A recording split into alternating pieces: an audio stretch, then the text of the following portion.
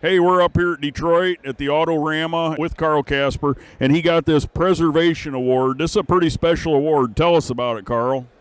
Well, the Empress here, my high school cruiser, I won Best of Show here at the Autorama, the first show at Cobo Hall in 1961. And we restored the car, and we brought it back now, and we received from Steel Rubber Products this big Preservation Award, which is a big deal for people that preserve the history of custom cars. So it's quite an award, and we're very, very proud of it, and really glad to get the Empress restored and have it here at Autorama as a show from 1961.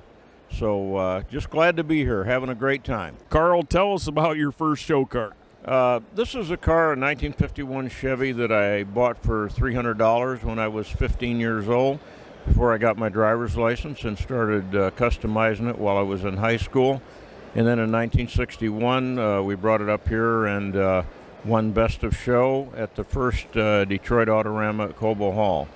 So we had a ball back then, and just love this car. It's got one of the first 283 Chevy engines that they put out. Living in Flint, Michigan at the time, I was able to get all the latest scoop on what they were bringing out, new motors and whatever. So enjoyed putting that in, and it's been just a remarkable engine all that time. And had a ball with this car. It's a great cruiser. We used to cruise up and down Woodward Avenue here in Detroit and around Flint, so it was a good start for me. Loved it very much, and the car today is, you could jump in it and drive it to California. It's just a great car. Okay, and this car won the Best of Show, which was actually before the Riddler Award. Is that correct? Yes, in 1961 they didn't, Don Riddler. Matter of fact, it's the only car to actually win the Detroit Autorama here, but then also win the Don Riddler Award from Don Riddler himself at the fairgrounds, also in 1961. But it was the precursor to the Don Riddler Award. Once he passed away, they took the Best of Show Award and made it the Don Riddler Award.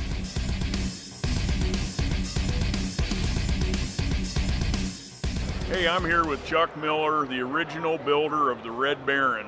Everybody out there that's played with Hot Wheels cars has got to have one of these Red Barons. Tell us a little bit about this car. This thing is just super cool. Thank you so much. This particular one, I just finished. It is a kind of an anniversary tribute, if you will, to the original Red Baron that I built 50 years ago. The original one is in Lincoln, Nebraska. It's Speedway Motors. I went there, I measured, I photographed and everything to make sure it is the same as the real one, the first one that I did. And I got their blessings on it, and they were 110% behind it. Like, go ahead, do it if we can help you in any way. You know, the whole deal, and they are just fantastic people to work with. Well, then I came home and I started from there. This one, just like the original one, it is a 68 Pontiac overhead cam 6, automatic trans, 56 Chevy rear end. 50 years ago, that's what you had, you know, just whatever part you could get. The machine guns, those are all handmade out of stainless and polished, as well as the headers. Those are all stainless steel. The grill shell, stainless steel.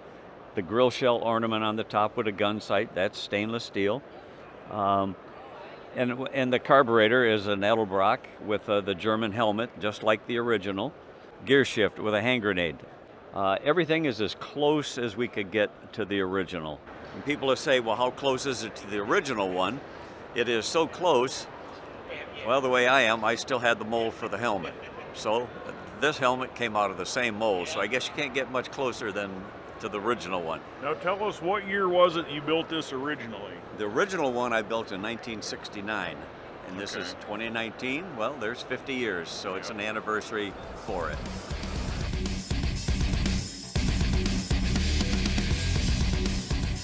Here we are with the legendary car builder Carl Casper, and we're with the Batman Returns Batmobile. Carl was one of them responsible for building all the Batmobiles. Tell us about that, Carl. Well, we got a contract with Warner Brothers, and of course it's a Tim Burton movie, Warner Brothers production. And Anton Foos designed the car. He was the set decorator on the movie. and designed the car, and then they built the first mock-up at Pinewood Studios in London, and Pinewood is where they actually filmed the Batman the movie in 1989, and then when they did Batman Returns, they had us build 3 of them.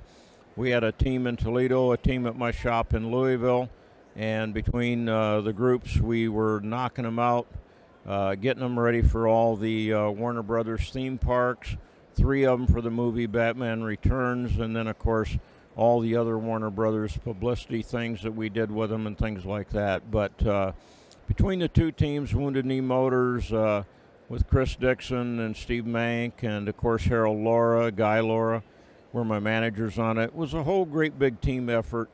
Our Louisville team of Pat Keating and our whole group there. So it ended up with everybody working real hard, and we ended up getting all the cars done on time and just had a wonderful time. And we were there for the premiere of the movie.